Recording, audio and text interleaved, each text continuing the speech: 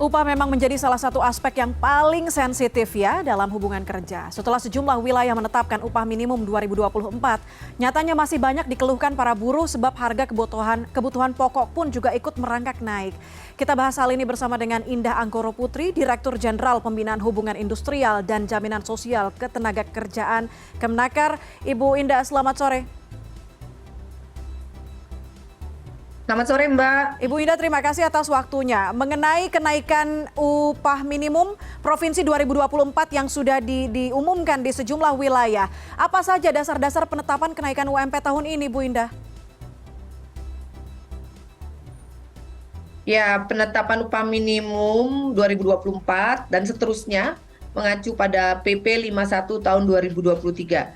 Jadi formula atau rumus penyesuaian kenaikan upah minimum ada di dalam PP 51 2023, di mana dalam formula tersebut menggunakan variabel pertumbuhan ekonomi, kemudian variabel inflasi, dan variabel indeks tertentu. Indeks tertentu itu adalah ketenagakerjaan terhadap pertumbuhan ekonomi di suatu wilayah. Demikian, Mbak.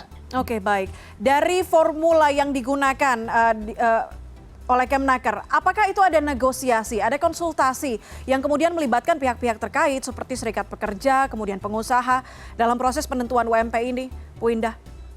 Iya, PP 51 yang di dalamnya tadi ada antara lain ya, ada ketentuan mengenai formula atau rumus penyesuaian upah minimum, itu adalah hasil kesepakatan bersama di dalam Dewan Pengupahan Nasional, di mana Dewan Pengupahan Nasional itu terdiri dari perwakilan unsur serikat pekerja, perwakilan dari pengusaha, dan dari pemerintah. Dari pemerintah tidak hanya Kementerian Ketenagakerjaan, tapi juga dari kementerian lain. Sebelum disepakati di Depenas, kami sudah melakukan serap aspirasi dan konsultasi publik sejak akhir tahun 2022 kemarin di berbagai titik di Indonesia dengan berapa ribu orang yang kami libatkan sebagai peserta sosialisasi. Jadi dari sosialisasi dan serap aspirasi itulah kami mencatat, oh ternyata ini yang pas gitu variabelnya menurut kami, lalu kami bawa ke Dewan Pengupahan Nasional, dikaji bersama di Depenas, dan disepakatilah formula penyesuaian upah minimum sebagaimana ada di dalam PP 51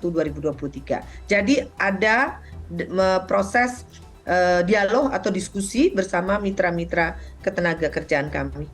Oke, dengan ada salah satu faktor yaitu faktor inflasi dalam formula terbaru yang ditetapkan untuk menetapkan standar upah tadi, apakah dengan kenaikan upah di bawah 5% pekerja mungkin tidak akan terlalu sulit menghadapi inflasi ke depannya, Bu Indah? Formula di dalam penyesuaian atau kenaikan upah minimum kan memang sudah mengikut sertakan variabel inflasi dan juga pertumbuhan ekonomi.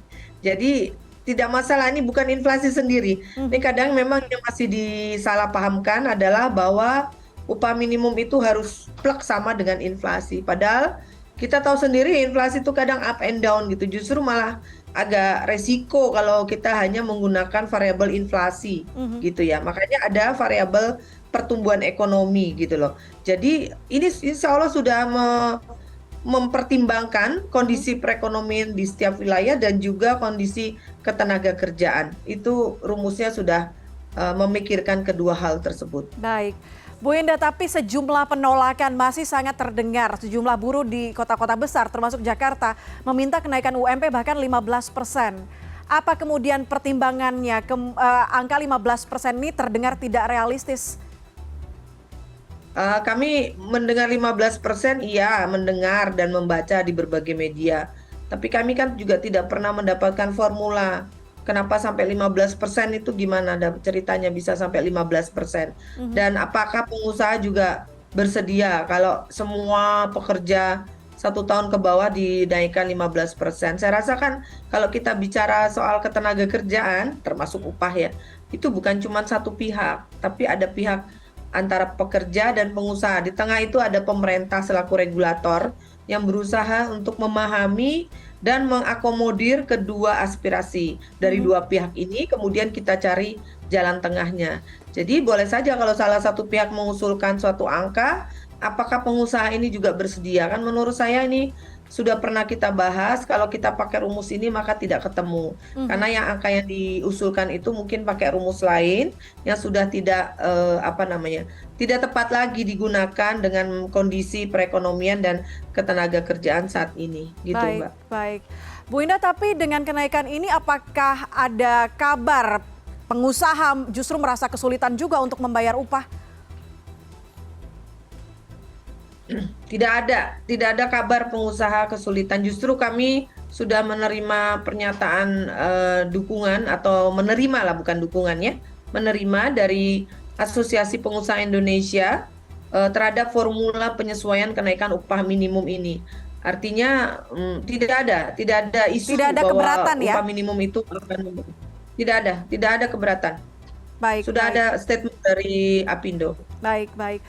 Bu Indah, Ya. kemudian win-win solutionnya seperti apa? Pro kontra kenaikan besaran UMP ini supaya itu ada mogok kerja yang mungkin bisa terjadi mengingat 15% tidak tercapai, keinginan mereka tidak tercapai. Sampai dengan sore ini, alhamdulillah sudah ditetapkan 34 gubernur sudah 34 ya dari 38 provinsi. Sampai sore ini sudah 34 provinsi memiliki upah minimum provinsi untuk tahun 2024 yang ditetapkan secara resmi oleh gubernur masing-masing dari 34 itu. Artinya kalau gubernur sudah menetapkan, maka itu adalah produk kesepakatan tripartit di daerahnya, yaitu angka yang ditetapkan gubernur itu adalah angka rekomendasi dari Dewan Pengupahan Provinsi, di mana Dewan Pengupahan Provinsi anggotanya terdiri dari perwakilan pekerja atau serikat pekerja, perwakilan pengusaha, perwakilan pemerintah di wilayah itu, dan pakar. Jadi sudah hasil kesepakatan. Oke. Artinya kan itu bukan keputusan gubernur saja, tapi sudah merupakan konsolidasi tripartit di setiap daerahnya gitu. Sudah menjadi suatu ketetapan gubernur, maka kita wajib menghormati, menjalankan per 1 Januari 2024. Nah, bagi teman-teman serikat pekerja yang masih merasa keberatan, saya rasa ada mekanismenya jika keberatan terhadap suatu regulasi, tapi kami juga Kemnaker tidak pernah henti dan tidak pernah lelah untuk mengajak dialog, berdiskusi. Ada kok Mbak beberapa SP federasi yang awalnya keberatan atau bahkan mengkritik keras, lalu kami ajak diskusi, kami beri pemahaman, dan ternyata mereka paham karena bukan hanya isu upah minimum ini sebenarnya yang harus terus dikritisi. Ada isu lain yang lebih strategis yang harus kita perjuangkan bersama, yaitu upah atau gaji pekerja di atas 1 tahun, yang mana banyak terjadi stagnasi upah. Orang udah bekerja 5 tahun, 7 tahun dibayarnya segitu terus, bahkan upah minimum aja. Nah, itu yang kurang pas.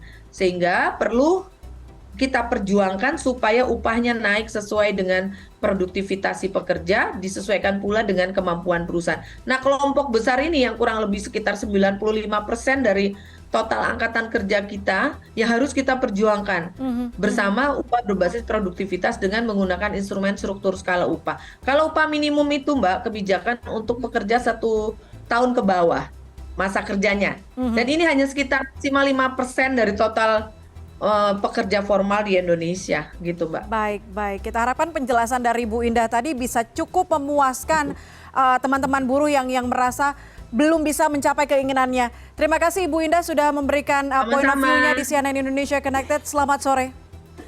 Selamat sore.